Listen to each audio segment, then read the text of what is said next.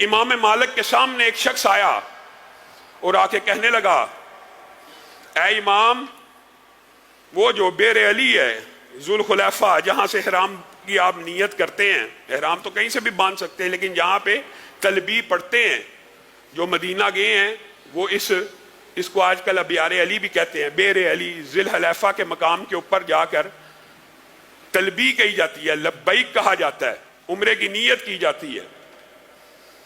کہتا ہے میں حدیث کا، قرآن کا مطالعہ کر کے آیا ہوں اے امام مالک، مجھے بیر علی کی کوئی فضیلت نظر نہیں آئی، مجھے ذوالخلیفہ کی کوئی فضیلت نظر نہیں آئی، تو میں یہ چاہتا ہوں کہ میں تلبیہ پکاروں کہاں سے؟ مسجد النبوی سے۔ اس کی کیا وجہ جی؟ یہاں پہ روضہ من ریاض الجنہ ہے، جنت کا ایک ٹکڑا ہے، یہاں اس مسجد میں ایک نماز 1000 نماز کے برابر ہے، یہ رسول اللہ کی مسجد ہے، یہ آخری نبی کی مسجد ہے، اس مسجد کی بڑی فضیلتیں ہیں۔ تو امام مالک نے اس کو جواب میں کیا کہا تھا؟ درجہ فتنے میں مبتلا ہو چکا ہے، درجہ فتنے میں مبتلا ہو چکا ہے، فَلْيَحْذَرِ الَّذِينَ يُخَالِفُونَ عَنْ أَمْرِهِ أَن تُصِيبَهُمْ فِتْنَةٌ أَوْ يُصِيبَهُمْ عَذَابٌ أَلِيمٌ۔ وہ لوگ ڈر جائیں جو رسول اللہ کے قول، حدیث، فرمان کے آ جانے کے بعد رسول اللہ کی مخالفت کرے۔ یہ اللہ کے رسول کی مخالفت ہے۔ اے بندے تو ڈر جا۔ اے امام مالک میں کیوں ڈروں؟ تو فتنے میں پڑ چکا ہے۔ میں کس وجہ سے فتنے میں پڑ چکا ہوں؟ میں تو بڑی نیک نیتی سے، بڑی اچھی سوچ سے یہاں سے تلبیہ پکارنا چاہتا ہوں، اس مقام کی بڑی فضیلت ہے، یہ مدینہ الرسول ہے، یہاں جناب دجال نہیں آ سکتا، یہاں طاعون نہیں آ سکتا، وغیرہ وغیرہ فضائل بیان کر رہا ہے۔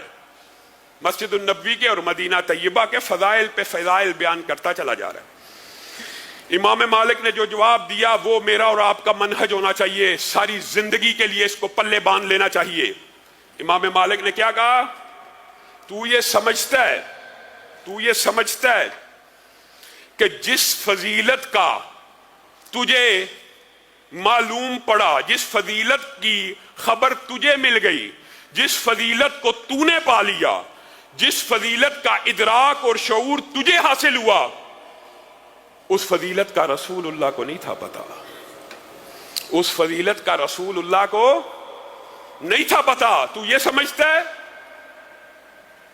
اللہ کی قسم اگر بیر علی کی یا ذوالخلیفہ کی اس کے علاوہ کوئی فضیلت بھی نہ ہو کہ رسول اللہ صلی اللہ علیہ وسلم نے وہاں سے احرام باندھا تھا اور وہاں سے تلبیہ کہی تھی، تب بھی یہ تیرے اور میرے لیے کافی ہونا چاہیے، یہی فضیلت کے لیے کافی ہے، کیونکہ عمل وہی مقبول ہے جس کے اوپر مہر نبوت موجود ہے۔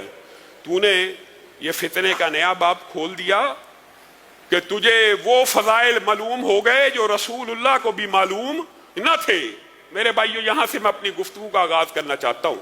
آج معاشرے میں چند ایسے رسوم و رواج ہیں جس کا نہ رسول اللہ کے دور میں کوئی ثبوت، نہ حضرت ابو بکر کے دور میں کوئی ثبوت، نہ حضرت عمر کے دور میں کوئی ثبوت، نہ حضرت عثمان کے، نہ حضرت علی کے، نہ حسن کے، نہ حسین کے، نہ امیر معاویہ کے، نہ پہلے 100 سال، نہ پہلے 200 سال۔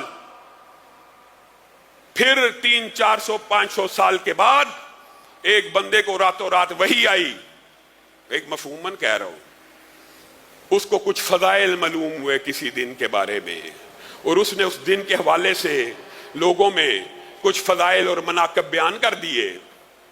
گویا اس نے یہ عقیدہ گڑھ لیا کہ جو فضیلت مجھے معلوم ہو گئی رسول اللہ کو تو معلوم نہ ہو سکی، معاذ اللہ۔ بتائیے رسول اللہ صلی اللہ علیہ وسلم نے کہا ہے کہ نہیں کہا میں پیر کے دن پیدا ہوا، میں پیر کے دن پیدا ہوا، اور میں پیر کا دن، اگر بات آئی ہے منانے کی تو سیلیبریٹ کرنے کی، اور میں پیر کے دن کیا کرتا ہوں سب کو پتا ہے الحمدللہ۔ میں پیر کے دن پیدا ہوا اور میں پیر کے دن روزہ رکھتا ہوں۔ خوشی کو منانے کے شریعت میں جو طریقے ہیں ان میں سے ایک روزہ رکھنا بھی ہے، اور خوشی کو منانے کا ایک طریقہ عید بھی ہے۔ رسول اللہ نے اپنے پیدائش کے دن کو خوشی کی سیلیبریشن کرنے کے لیے روزے کا دن مقرر کیا ہے کہ عید کا دن مقرر کیا ہے؟ ایمانداری سے بتلائیے۔ رسول اللہ نے اس دن کو روزے کا دن مقرر کیا ہے.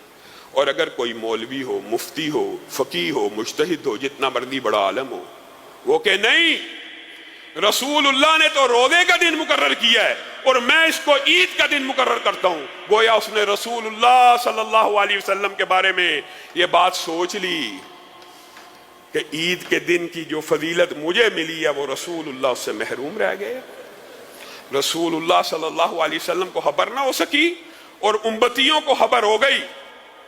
میرے بھائیوں، اگر سالگرہ دین کا حصہ ہوتی تو رسول اللہ منا کے جاتے، عبادت ہوتی تو رسول اللہ بتا کے جاتے. رسول اللہ صلی اللہ علیہ وسلم نے خطبہ حجۃ الوداع میں یہ بات کہی تھی کہ نہیں تھی کہی؟ میں نے دین پورا پہنچا دیا، میں نے دین پورا پہنچا دیا، میں نے دین پورا پہنچا دیا. صحابہ سے گواہی مانگی، اللہ کو بھی گواہ بنا لیا، اللہ کو بھی گواہ بنایا. صحابہ نے بھی کہا آپ نے تو اس طرح پہنچایا کہ پہنچانے کا حق ادا ہو گیا. اور صحابہ نے رسول اللہ صلی اللہ علیہ وسلم کے پہنچائے ہوئے دین پہ کیسے عمل کیا؟ کوئی ویڈیو کیمرہ آج تقریر کو بھی اس طرح ریکارڈ نہیں کر سکتا جس طرح صحابہ نے نبی کی سنتوں کے اوپر عمل کر کے ان کے ایک ایک عمل کو ریکارڈ کر دیا. صحابہ نے نبی کے ایک ایک عمل کو ریکارڈ کیا، اپنے عمل کے ساتھ، اپنے اعمال کے ذریعے آج تک رسول اللہ کی ایک ایک عمل، ایک ایک قول، ایک ایک فرمان کس طرح ہم تک پہنچا؟ بتائیے کیسے پہنچ گیا؟ صحابہ کے اعمال سے پہنچا. میرے بھائیوں، آپ نے دین کو یہ سمجھا کہ کوئی مرضی بندہ اجتہاد کرے اور وہ دین بن جائے؟